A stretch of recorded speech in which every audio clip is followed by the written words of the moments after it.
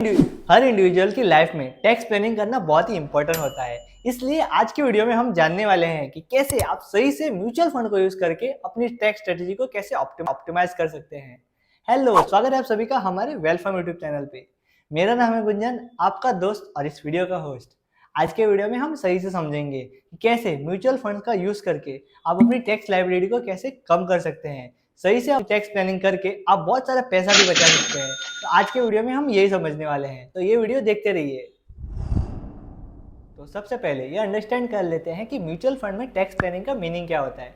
Mutual fund में हर कोई investor पैसा डालता है अपने वेल्थ क्रिएशन के लिए, लेकिन उसमें बहुत सारे ऐसे इंस्ट्रूमेंट्स भी है जिसका यूज करके वो टैक्स बचा सकता है, और जिसके साथ अगर वो सही से प्लानिंग करेगा तो अपनी टैक्स लायबिलिटी कम करके बहुत सारा पैसा भी बचा सकता है। इसे हम कहते हैं tax planning with mutual funds. Mutual funds में टैक्स बचाने का सबसे पहला तरीका है SWP। SWP को हम कहते हैं सिस्टमेटिक विड्रॉल प्लान, जिसका ये मीनिंग होता है कि आप म्यूचुअल फंड के थ्रू एक रेगुलर इनकम लेते हैं अपने म्यूचुअल फंड कॉर्पस पे, और जिसके कारण होता यह है कि आप मंथली बेसिस पे एक थोड़ा अमाउंट म्यूचुअल फंड से विड्रॉ कर रहे हैं। इसकी वजह से आपका कैपिटल गेन बहुत ही कम होता है, जिसपे बहुत ही कम टैक्स लगता है। सिचुएशंस ऐसे भी होते हैं कि अगर आप डायरेक्टली पैसे निकालेंगे तो आपको जितना टैक्स लगेगा उसके कंपैरिजन में SWP में आपको कम टैक्स पे करना होता है। इसके वजह से आपको वेल्थ भी एंजॉय करने का मौका मिलता है, आपका टैक्स बर्डन भी कम हो जाता है। म्यूचुअल फंड में टैक्स लायबिलिटी कम करने का और एक तरीका होता है जिसे हम कहते हैं ELSS, equity link saving scheme, जिसमें आपको इनकम टैक्स के अंडर सेक्शन 80C के अंडर टैक्स रिबेट मिलता है, जिससे आप वेल्थ भी क्रिएट कर सकते हैं, अपना टैक्स बर्डन भी कम कर सकते हैं।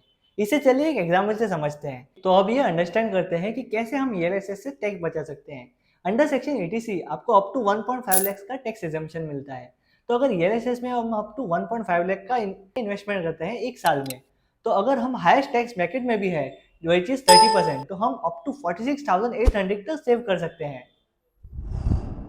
म्यूचुअल फंड्स में और एक तरीका होता है टैक्स सेविंग का, जिसे हम कहते हैं कैपिटल गेन बॉन्ड, जैसे कि NHI के हो सकते हैं, REC के हो सकते हैं और बहुत सारे। जिसमें होता है ऐसा है कि अगर हम अपने कैपिटल गेन जो कि स्टॉक मार्केट में या फिर रियल एस्टेट में होते हैं, वो अगर हम उसमें इन्वेस्ट करते हैं तो उसमें हमको टैक्स लायबिलिटी जीरो हो जाती है और हमको अट्रैक्टिव रिटर्न भी मिलता है। तो अभी हमने वे जाने हैं कि कैसे आप टैक्स सेव कर सकते हैं, लेकिन अगर आपको उसे इफेक्टिवली यूज करना है तो इन 4 टिप्स को हमेशा याद रखिए।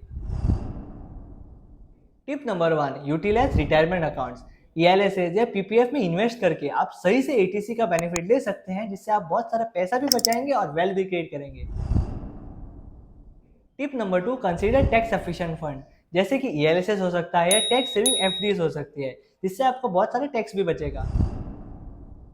Tip number 3, monitor capital gains.